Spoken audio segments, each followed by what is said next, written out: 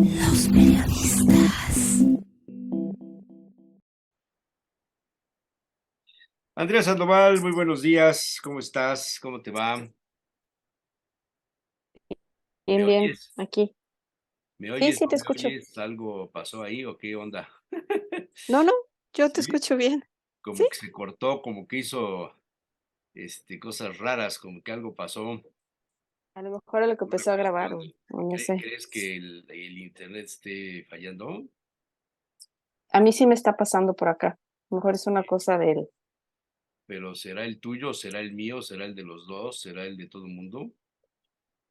no sé. ¿Será el Popocatépetl? Pues puede ser que llegue hasta acá, ¿eh? No, no, no.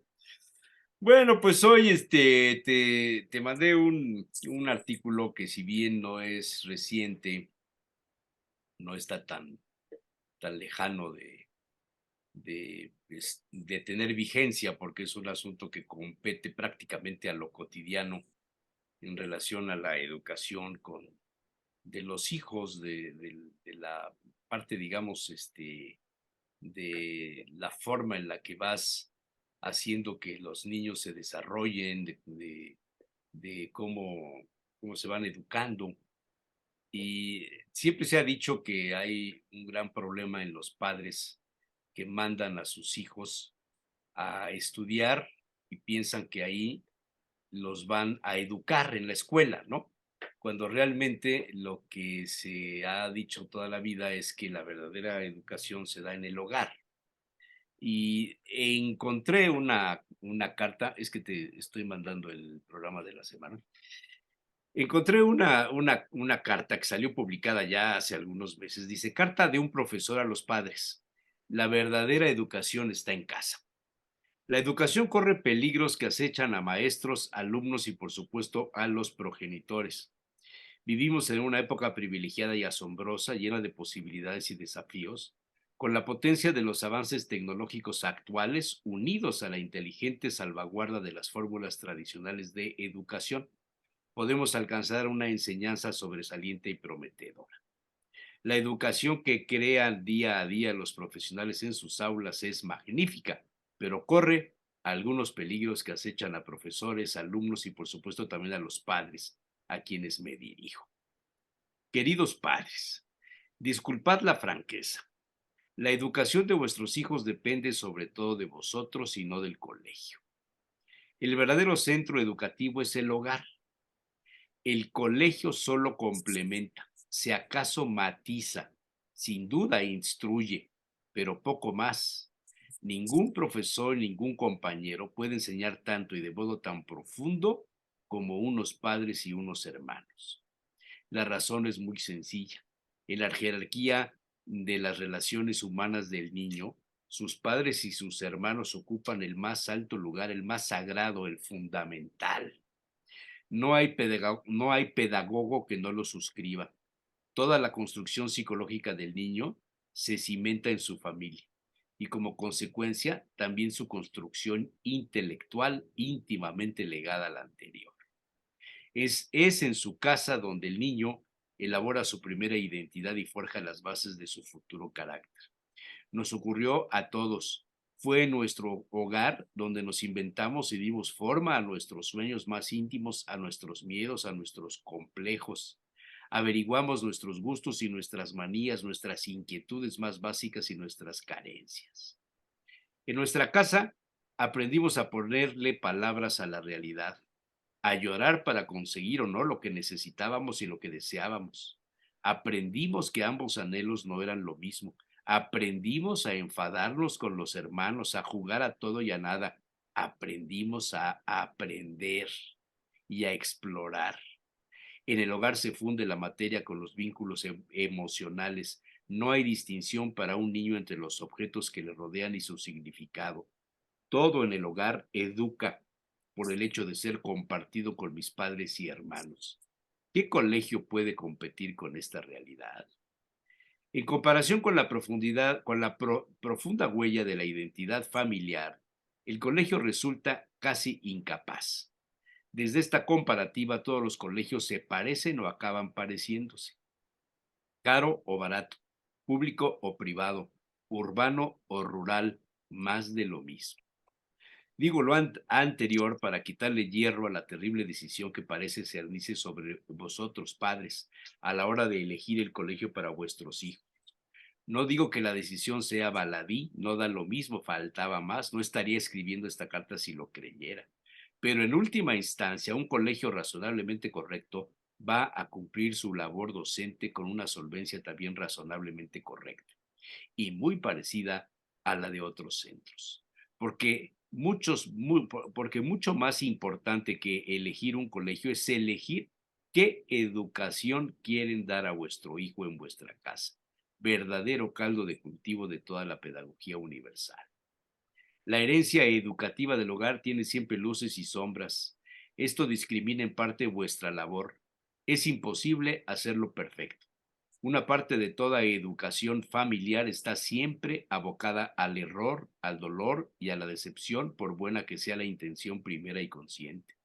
En algún momento de su desarrollo como persona, vuestro amado hijo detectará todas y cada una de estas herencias oscuras.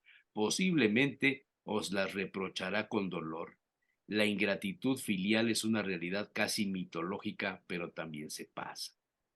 Existe en vuestro hijo desde su nacimiento algo indómito y exclusivo que nada o muy poco puede alterarse por arte de vuestro buen ejercicio, ni por el del colegio el elegido. Por eso, una vez tomada la decisión, solo os queda confiar.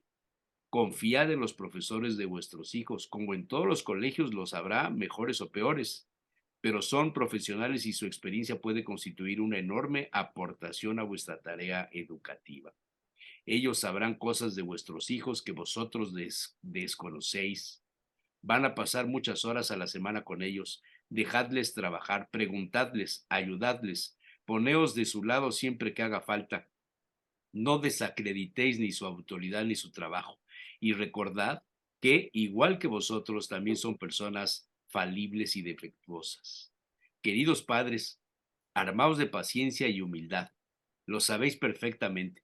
Vuestra labor es decisiva para la formación del ser humano que es vuestro hijo. Su educación es, con toda seguridad, una de vuestras más altas responsabilidades. Recordad también que un hijo no puede ser vuestro proyectil vital, que bajo ningún concepto puede fracasar. En muchos asuntos fracasaréis como padres. Asumidlo a priori. También eso enseñará a vuestros hijos.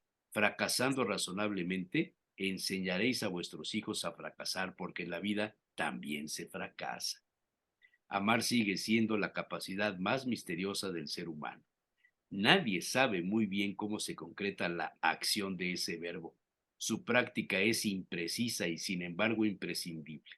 Educar a un hijo es un acto de amor, posiblemente el mayor acto de amor al que puedan optar unos padres. La carta está hecha por un español, por eso la conjugación de los verbos y el vosotros y vos y esto. Está hecha por un profesor y escritor, Jaime Buigas Tallón. Es publicada en un libro que él mismo hizo, El noble oficio de la educación, editado por La Esfera de los Libros. Ya está a la venta. Valdría la pena comprarlo porque me parece que es interesantísimo. Cuando yo leí esto, mi querida amiga, me surgieron, hay tantas anécdotas y conocimientos de muchas cosas. Cuando al vecinito lo llevaban al colegio más caro de la ciudad porque ahí le iban a enseñar inglés. Al otro vecinito los papás no tenían la lana de la anterior y lo mandaban a un colegio oficial donde los hacían marchar perdón, los hacían marchar con las bandas y demás en los desfiles del Ujú. 5 de mayo y a las niñas mover los bastones y todo esto, Panderos. los panderos. Me surgió el tema de que es mejor mandar a un hijo a la universidad privada, donde van los hijos de los multimillonarios, de los empresarios más ricos, de los políticos, para que empiece a relacionarse para el futuro de su vida, porque eso le va a ayudar a generar un círculo de amistades muy diferente a que si va a la UAP. Me surgió el tema de que buscar el colegio más caro de la ciudad, el más novedoso, el que más fama nacional trae o internacional, donde te enseñan el español, el inglés y el francés o el alemán, va a ser mejor que si va a un colegio del gobierno, donde van a ir los pobres, los fregados, los empleados, los hijos de los sindicalizados, etcétera. Y que si lo mandas a un colegio muy bueno, a una universidad muy buena, muy cara, va a ser una mejor persona y va a tener más éxito. Y entonces empeñas el refrigerador, la lavadora, la vida, la casa, etcétera, robas para poder pagar, para darle el nivel que el niño o niña necesiten para convivir con las personas con las que están en aquel colegio. Me hizo recordar muchas cosas, muchas vivencias personales de compañeros míos en la escuela, becados en colegios. No, yo nunca fui a un colegio de alta gama, pero pues era de paja. Y entonces muchos amigos eran becados y les costaba trabajo y luchaban y de repente pues tenías que hacer tareas juntos, ibas a su casa y notabas la diferencia de donde vivía el amigo que era el más inteligente de la clase, el que más estudiaba, el que entregaba mejores resultados y el que era más compañero y más amigo. Y cuando te tocaba ir a la casa de la familia rica, que el niño estaba ahí porque no lo aceptaron en ninguna otra parte, porque donde lo metían a estudiar, armaba escándalo y medio, se burlaba de los maestros, incendiaba la banca, el papel de la basura, Creo que molestaba. estás hablando de alguien que conozco. No, pues estoy hablando de lo que he visto.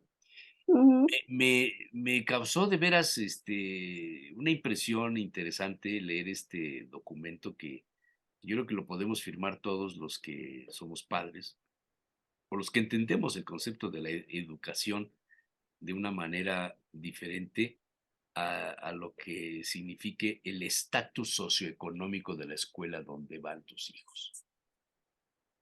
¿Qué te parece? Híjole, yo creo que es el tema de temas que a veces antes de politizar sobre otras cosas, es muy bueno que siempre nos demos cuenta qué está pasando con la educación, ¿no? Porque la educación cambia realidades, la educación transforma realmente, y cuando se toca la educación o se mal toca la educación, se está tocando de verdad el futuro de varias generaciones y se está afectando. No sé si te acuerdas rápido, cuando sacaron el civismo de la currícula, fue una cosa espantosa. Realmente los alumnos dejaron de tener esas raíces mexicanas, de entender, de tener ese civismo, de tener una comprensión básica, de interesarse en la política. Una sola materia hizo la diferencia, ¿no? Ahora, aquí vienen conceptos que si bien trabajan juntos, parece que no sabemos dónde empieza uno y dónde acaba el otro. O sea, es como, ok, yo educo a mi hijo en la casa, pero resulta que en la escuela hacen algo muy parecido o muy diferente a lo que yo hago. A veces queda con el tipo de educación, a veces no. Y normalmente el debate empieza cuando el alumno falla. Porque si es un buen alumno, no vas a escuchar que el papá pelee con el maestro y al revés. Normalmente, cuando hay un error, cuando hay problemas con el hijo o la hija, es cuando entonces buscamos quién debió haberlo hecho, quién está fallando en su trabajo, vemos si es la escuela, vemos si es la familia, y hay un punto a veces donde ninguna de las dos partes se quiere hacer cargo. Y sí se ven los defectos mutuamente, pero a veces nada más se ven como para criticar, para lavarse las manos, ¿no? Son como esas personas que nada más escuchan para responder, pero no para comprender. Entonces vemos que cuando estas dos cosas no funcionan bien, el afectado es el alumno. Definitivamente el alumno que es el hijo y que es una persona al mismo tiempo, ¿no? Entonces empezamos como a poner cosas básicas. Una cosa es la crianza, que es lo que hacemos en la casa.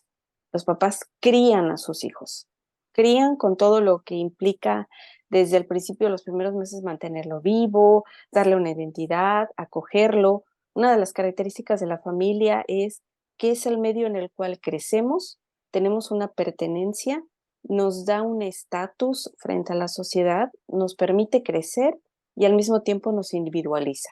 Ya de inicio tiene como su propio fin la familia.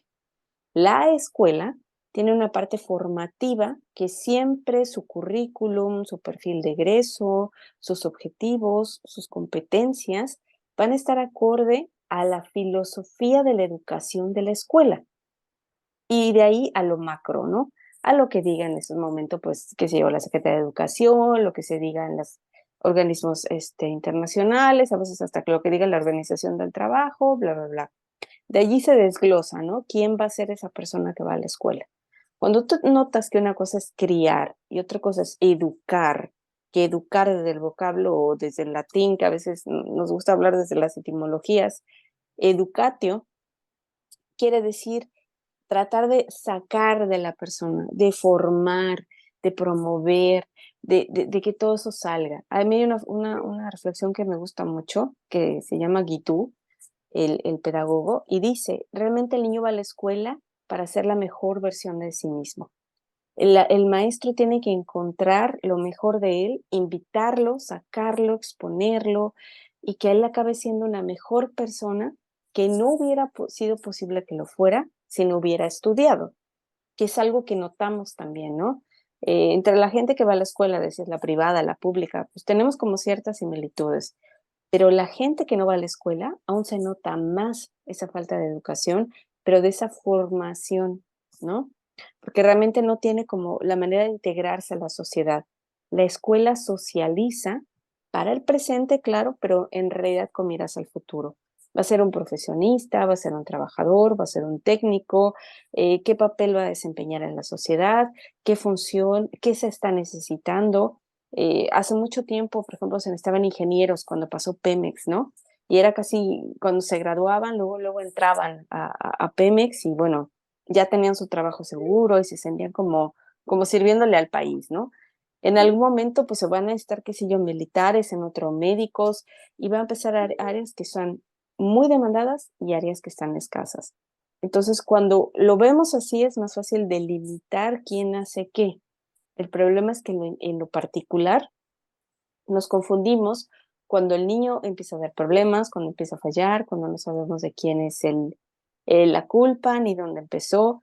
Y te voy a decir una cosa, cuando el maestro carece de pedagogía y de conocimiento básico de desarrollo humano de las etapas emocionales y psíquicas de sus alumnos en las edades que estén, es cuando más se equivoca el maestro y cuando en muchos momentos las cosas que los papás vienen haciendo desde la crianza, formar una autoestima, formar una persona con valores, Sí, sí, tratar de ayudarle, es cuando chocan. Ese es el sí. maestro que destroza esa parte. Hay un choque, porque yo creo que los críticos de arte son pintores frustrados, los críticos de música son músicos frustrados. Y así, ¿no? Hay personas que se frustraron en la vida y acabaron dedicándose a al lado contrario. Si no pude ser el director de la orquesta, voy a dedicarme a criticar a los directores de orquesta. Pero cuando hablas de esta parte de la familia, de la labor de los padres, es que no todos los padres tenemos la misma capacidad para construir a un niño, para darle una personalidad, darle una educación. Hay una gran carencia. Hay parejas que tienen hijos porque tienen hijos, porque no saben ni cómo los tuvieron, porque su grado Ujú. de preparación no les da para tanto. Hay un asunto muy fuerte en esta carta, en donde dice, amar sigue siendo la capacidad más misteriosa del ser humano. Educar a un hijo es un acto de amor, posiblemente el mayor acto de amor al que puedan optar unos padres. ¿Dónde interviene el tema del amor en términos generales en la formación, en la educación? Me recordaste a mí mucho con esa frase de Humberto Maturana, amar educa. Ujú. Amar educa en el sentido de que el amar crea un espacio de respeto, crea un espacio de tolerancia, crea un espacio en donde permite ser a la otra persona. Es decir, yo entiendo que a lo mejor mi hijo hay días que tiene días malos, días buenos, y empiezo a notar sus intereses, empiezo a notar qué necesita, qué no necesita, lo acompaño, entiendo que está a lo mejor en tal fase, vamos a decir, los terribles no, que muchos papás lo sabemos, ¿no? Cuando todo te dice que no, no, no, o cuando todo te pregunta por qué, por qué, por qué, o cuando empieza a tener miedos nocturnos. Hay fases que como que no son conocidas, ¿no? En forma general, y luego hay unas muy específicas de cada hijo que te va enseñando sus intereses, la manera con que se frustra, las cosas que lo frustran. Hay niños que tienen mucha paciencia, luego mucha tolerancia, y hay niños que se frustran rapidísimo, y esa es una cuestión de temperamento que te decía la vez pasada, es algo realmente más genético, más biológico. El amar educa quiere decir yo te permito ser y creo un espacio en donde yo te hago sentir amado, te acompaño, te apoyo y te invito. ¿Cómo hago eso? Pues desde el respeto, desde mi conocimiento como papá de quién eres tú, en qué fase estás y qué estás pasando. Si yo simplemente lo que quiero, que sucede con muchos papás, y esto para mí es muy trágico, muchos papás quieren que su hijo se adapte a su familia. No, es que en esta familia somos todos muy religiosos o muy ordenados, o somos muy futbolistas, o aquí decimos groserías, o aquí no nos bañamos los domingos, da igual. Al final, a veces lo único que quieren los papás es que su hijo se adapte a su estilo de vida, a sus creencias, a sus prejuicios, a su manera de vivir, y no se da cuenta que va necesitando el niño. El niño en un momento que se siente ignorado, se siente hecho a un lado, se siente frustrado, se da cuenta que para estar cerca de sus papás tiene que parecerse a ellos. Y a veces tiene que dejar a un lado lo que le gusta por hacer lo que los papás le aplauden. Ay, mira, hay muchos papás que son así. Mira, mi hijo dijo tal grosería. A ver, hijo, dila, y delante de todos, ¿no? Y el niño dice la grosería, jajaja, todos se ríen y le aplauden. Eso es parte de lo que estamos permitiendo, de lo que estamos creando, que es similar a nosotros. Pero a lo mejor el niño en sí mismo no se siente cómodo, no le gusta. Al final lo aprende como su manera de vincularse con los otros. Aprende que si es chistoso, que si es altanero, que si es no sé qué, es la forma en que socializa. Y eso es un ejemplo muy tonto.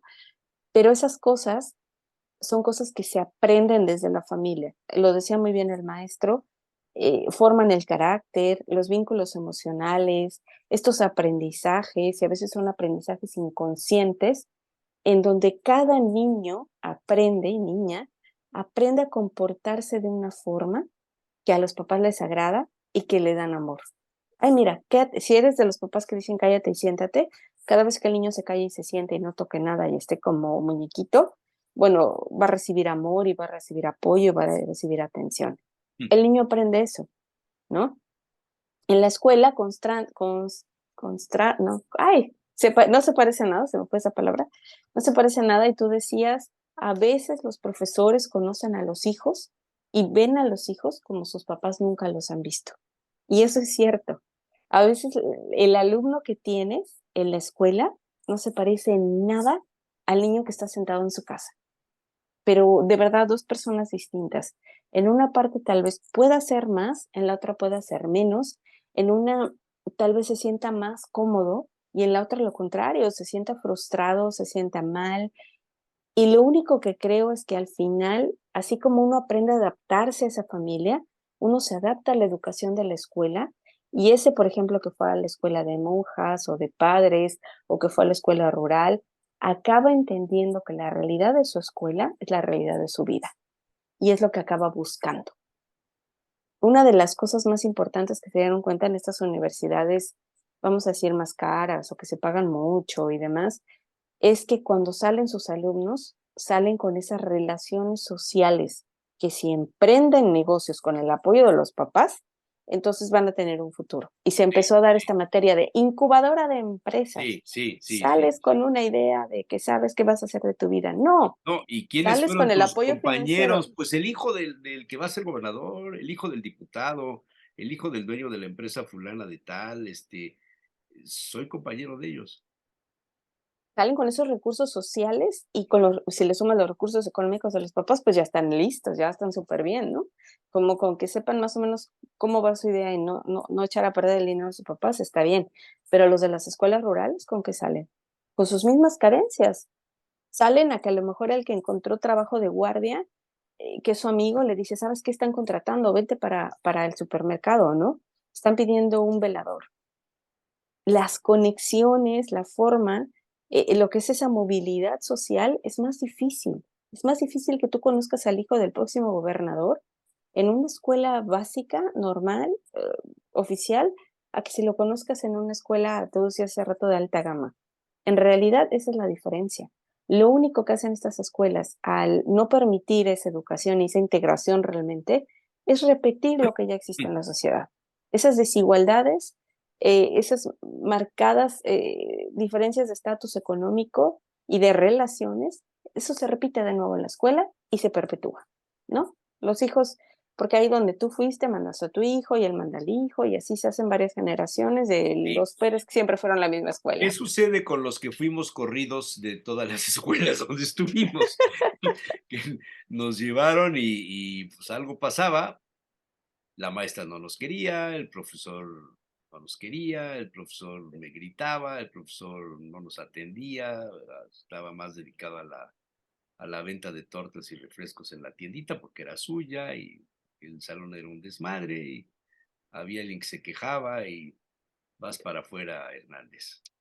O el profesor que te reprobaba porque lo habías visto en alguna situación incómoda, te reprobaba en aritmética o en matemáticas, te mandaban a extraordinarios, te mandaban a muchas cosas, y al año siguiente resulta que tú pasabas exento porque realmente eras el mejor alumno de matemáticas, pero el profesor anterior no te quería. ¿Qué pasa con la señorita que lleva la falda más corta, que se sienta hasta adelante, que provoca al profesor, que no es de palo, no lo es, y siempre saca muy buenas notas? este, a ver, eh, no hay que repensar el sistema educativo en términos muy amplios. Aquello de la letra con sangre entra fue el siglo pasado y un poquito más. ¿Cómo es ahora? Hay que pasar a todos, porque los colegios, las universidades necesitan la colegiatura Ujú. para mantener sus instalaciones. ¿De dónde empezó el tema de los colegios, las universidades deben tener una cantidad de instalaciones y de lujos? Pues que yo no sé si contribuyen o no a la formación de los estudiantes, o forma parte de esto de que tú pasas en la disco, en el antro, tú pasas porque estás guapa y tú no pasas porque no reúnes las características físicas. Como te ven, te tratan. Ah, en Puebla sí, Claro, estoy hablando de en Puebla, Puebla sí. sí. Sí, claro, claro, Claro, claro, perdón, sí, tienes razón. Estoy hablando de sí, Puebla, por supuesto. yo creo que hay modelos y hay cosas que se van repitiendo, eso está clarísimo. Ahora, tú decías, ¿qué pasa con este alumno? ¿Qué pasa con tal? ¿Qué pasa con aquel? Pues realmente a veces rompemos esos mitos. Por ejemplo, empecemos con que el mejor alumno no siempre es el mejor profesionista, ni tampoco es después el más exitoso como adulto, ni el más feliz como adulto, ¿no? Hay gente que a lo mejor nunca terminó la licenciatura, la dejó trunca o no era muy bueno, pero tenía otras habilidades que en la escuela no se notaban. ¿Por qué? Porque en la escuela se necesitaba que fueran parte del modelo autoritario que tú decías, la escuela tradicional, la autoritaria, centrada en la enseñanza, en donde tú te callas, yo enseño, yo escribo, tú copias, yo te reviso, tú lo haces, no lo haces, te castigo.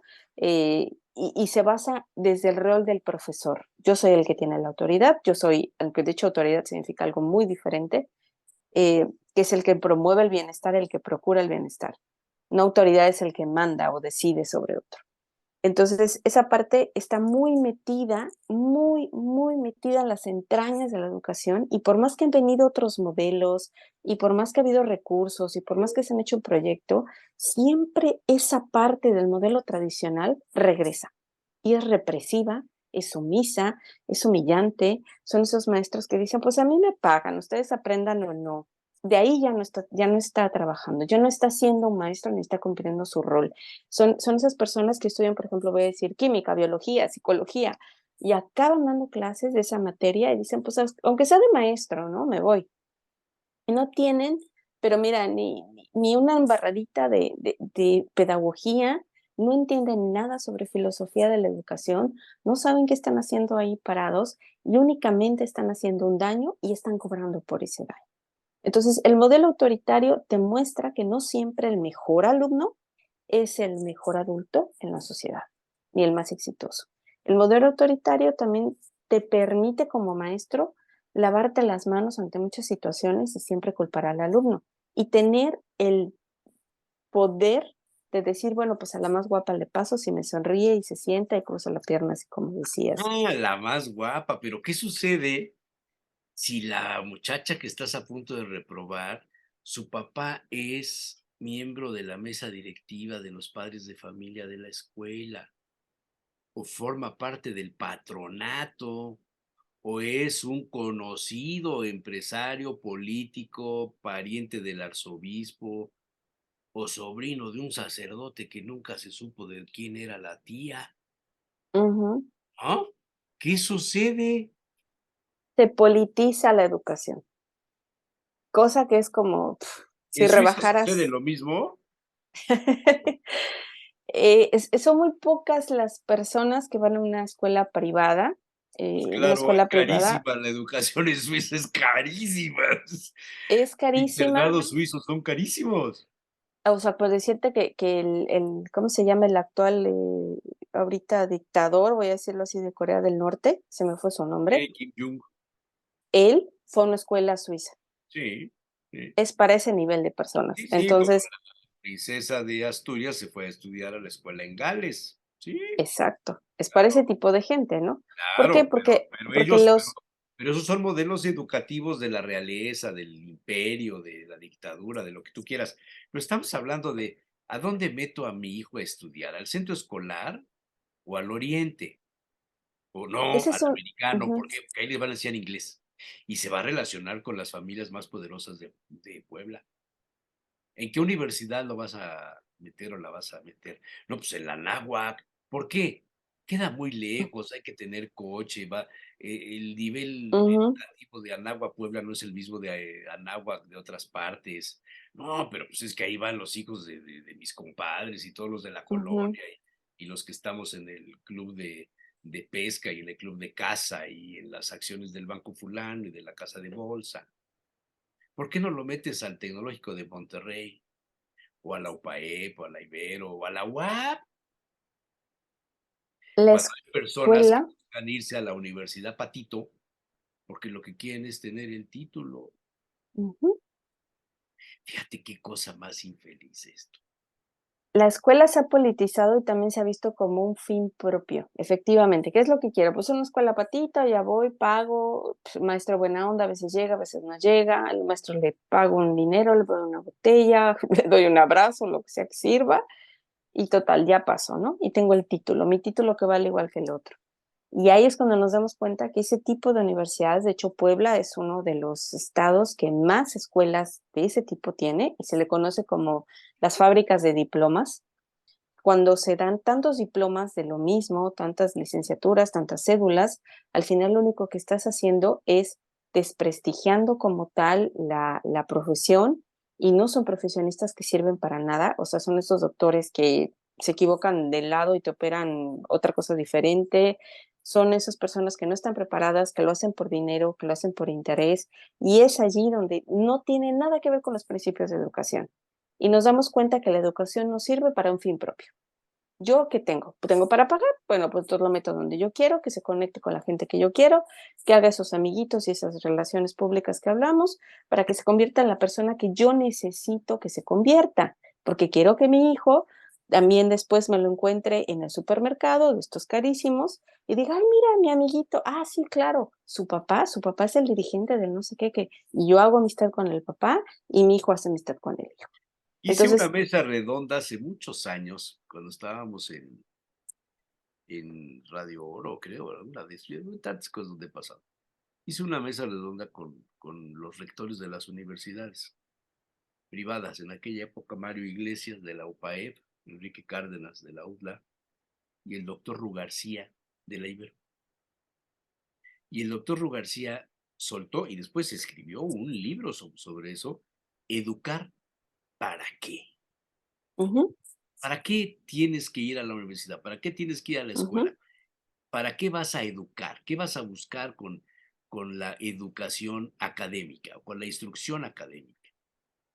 O sea, los valores, las virtudes, la ética, el civismo, el respeto a los demás, la solidaridad con los vecinos, el compañerismo, el interés por los demás, el amar a la gente, el mostrarle cariño, ¿te lo enseñan en las escuelas y en la universidad? ¿Por qué voy a mandar a mi hijo o hija a la escuela convencional o al Montessori? Que el sistema Montessori, yo he oído maravillas, ¿eh? No sé si son ciertas, no tengo la menor idea, porque yo ir a la escuela materialmente ya no lo voy a hacer, ¿no? Definitivamente. A lo mejor por mi nieto un día iré a la salida, pero, o sea, ¿qué onda con todo esto? Es preocupante. Después de leer la carta de este señor, la verdad es que te quedan muchas dudas. ¿Cómo ves? Es así. Si yo quiero que mi hijo tenga algún tipo de valores y de formación, ideología, entonces por lo regular ese tipo de papás deciden escuelas religiosas. ¿Dónde? En donde le enseñan el amor al prójimo, que decías, en donde le enseñan a ser bueno, donde se vayan las Semanas Santas a poblaciones, a ayudar a las personas, evangelizar, lo que tú quieras. Normalmente creemos que la religión cubre esa formación moral, esa reflexión, y la religión no tiene esa función. La religión lo único que hace es hacer creyentes, no críticos, creyentes. Si alguien quiere que su hijo sea una persona reflexiva, comprensiva, métale filosofía en la cabeza. La filosofía es lo único que necesitas, que te ayuda para no caer en una mala política, no juntarte con gente extraña, reflexionar, saber quién eres, descubrir el mundo. Filosofía, no creencias, ¿no? Pero nuevamente creemos, la forma más fácil es, bueno, pues le van a decir catecismo, el catecismo, pues de ahí sale algo bonito, pues se habla de amor, se habla de Dios. Sí, pero se habla siempre con los fines por y para la iglesia, porque al final lo que forman es un creyente, forman una persona que comparte esa ideología y que la tiene muy metida desde chiquito. Eh, Ese tipo de cosas que hacemos con la educación y la manera en que lo elegimos y la manera en que lo hacemos, viene también desde una parte egoísta de nosotros. ¿Qué quiero que sea mi hijo? Lo decíamos, alguien que se relacione después y conozca a ciertas familias de Puebla y resulta que con él fue a la primaria, y fue su cuatazo, o fue su novia, su exnovia, lo que tú quieras. O quiero realmente saber quién es mi hijo y entonces voy a ver qué modelo le queda. Y entonces voy a decirle a mi hijo, ¿cómo te sientes con tal? ¿Cómo te sientes con tal? Mira, prueba esta escuela, ve esta semana. ¿Qué sientes? Si nosotros empezamos en la casa y regresamos con esta dialéctica de la escuela y la casa, si nosotros empezamos en la casa a respetar lo que quiere nuestro hijo y a escuchar lo que necesita, vamos a darnos cuenta si tenemos un político, sacerdote, un científico o un empleado o un arquitecto, y entonces sí y solo sí vamos a promover lo que él quiere y necesita. Pero si de inicio yo quiero que eduquen a mi hijo y creo y siento que está educado cuando piensa y habla como yo, entonces lo único que quiero es que lo acomoden a mi manera de ser, que sepa qué hacer en misa o que sepa qué hacer cuando lo llevo a jugar tal cosa y que sepa relacionarse como yo. Desde allí tenemos una confusión de los dos lados. Escuelas tutti frutti vamos a tener todo el tiempo y para todos los gustos y todos los presupuestos, pero no tenemos hijos tutti frutti. Tenemos un hijo con un cierto temperamento, con ciertas habilidades, con ciertas características, que necesita formarse en lo que es él o ella. Y si nosotros no descubrimos en casa, y para mí es lo que me da miedo, si nosotros no descubrimos cuáles son sus habilidades y cuáles son sus talentos, y te lo voy a decir ahorita, hay una teoría pedagógica en la que dice que los niños desde el kinder saben y entienden cuáles son sus habilidades para después. Por ejemplo, los ingenieros, ¿no? Que se ponen a medir y ver y comparar y hacer y tratar de construir. Los médicos, que son los que destripan a los muñecos y ven que tienen adentro o ya le cortaron la cabeza. La gente que se interesa por algo muy simple como la estética y empieza a cortar el cabello y empieza a pintar y a borrarle y pinto a rajearle la cara. Nosotros mostramos desde niños nuestras habilidades, nuestros intereses. y según los medios que nos van dando, obviamente, y voy a poner un ejemplo rápido y fácil, los niños de pocos recursos no saben nadar a comparación de los niños de más recursos, aprenden a nadar rápido y entonces se interesan más por los deportes, tienen más cercanía con ciertas historias de éxito, como ganar medallas, participar en torneos, lograr cosas, eso construye la autoestima. Los niños de pocos recursos no tienen acceso a esa área tan básica como es el deporte, como es el conocimiento del cuerpo. Entonces, nada más por esas pequeñitas diferencias que nos van pasando desde niños, es que no logramos hacer lo que queremos ser. Y la educación, te decía hace rato, se trata de promover, de resaltar, de exteriorizar lo que el niño ya es. Simplemente llevarlo a su mejor o a su mayor grado de crecimiento, de exponenciarlo y decir, este niño que pintaba muy bien, hoy está el artista, ese niño que jugaba muy bien, hoy es un muy buen deportista, pero no lo sabemos si se encuentra en un medio limitado y en una familia limitada. Y entonces el niño se pierde, el niño llega a los 18 y te dice, pues es que no sé qué voy a estudiar, es que no sé qué me gusta hacer, es que no sé qué quiero, porque se ha topado con una educación formal y una crianza que nomás no, ninguno de los dos le dijo o le permitió hacer lo que quería hacer. A veces nos enfrentamos a cosas así y repitan, pues bueno, voy a estudiar esa porque no tienen matemáticas, ¿no? Me voy a psicología porque pues está de moda, me gusta ver los podcasts y de ahí me gustó y me interesó, ¿no? Cuando a lo mejor nos estamos perdiendo de un talento y de una persona muy especial con ciertas características que podría simple y sencillamente ser un buen profesionista y no un mal profesionista en un área equivocada, ¿no? Si es que llega a ser profesionista. A lo mejor lo único que puede ser es velador de una tienda, ¿no? Y eso es como la tristeza de la educación. La educación debe ser empoderadora, transformadora, y la educación debe llevar esa movilidad social. Porque si el niño, después de educarse tantos años en una escuela pública o privada, becas y esfuerzos, se queda en su mismo estatus económico y no brinca, no sale, no encuentra oportunidades, entonces la educación le ha traicionado. La educación no le sirvió de nada. Realmente lo que único que hizo es darle conocimientos que nunca va a aplicar. Permitirle crear competencias y la ilusión de que porque un día iba a hacer una maqueta, podía ser arquitecto, y en realidad no pasó ni el examen de admisión. Entonces sí se habla de una educación frustrada y de una crianza pobre, ¿no? Me dejas pensando muchas cosas. Y Los eso es bueno, eso es gobiernos, malo. no, es que los gobiernos, los presidentes, los gobernadores, todo el mundo hace un gran esfuerzo por educar, la educación, el artículo tercero, eh, todo el mundo tenemos derecho a la educación y no lo estamos haciendo bien. Es peor que no educar. Es peor que ¿Cuántas no educar. personas autodidactas no has conocido en tu vida que no terminaron Ujú, la preparatoria o la secundaria y son expertos en arte? Han ujú, leído todo lo que les gustó del arte y se lo aprendieron y lo reconocen y no tienen un título. ujú, ¿Y sí. cuántos ingenieros conoces que la primera construcción que hicieron de una escalera en la universidad se les cayó la escalera? ¿Cuántos arquitectos conoces que nunca ejercieron su carrera porque pues, Encontraron no? trabajo. ¿Sí? Ujú, ujú. Sí, y te das cuenta que acaban de Ubers, que acaban de meseros, Exacto, que no son cosas malas, pero sí exacto. hay una desilusión después de tanta formación. Y no nada más de la persona, también de los padres. Entonces la educación y todo el esfuerzo y todo el apoyo se convirtió en frustración, se convirtió en pobreza y se convirtió en una vida medianamente rescatable, a veces tiene más, a veces tiene menos. ¿Y qué haces con todo eso, Jesús Manuel, cuando llegas a los 50, 60 y te vas a jubilar y te das cuenta que no solo fuiste a la escuela, sino que tu vida no creció como pensaste que era en la primaria, porque sacabas dieces, ¿no? Y tu pensión es de menos dieces.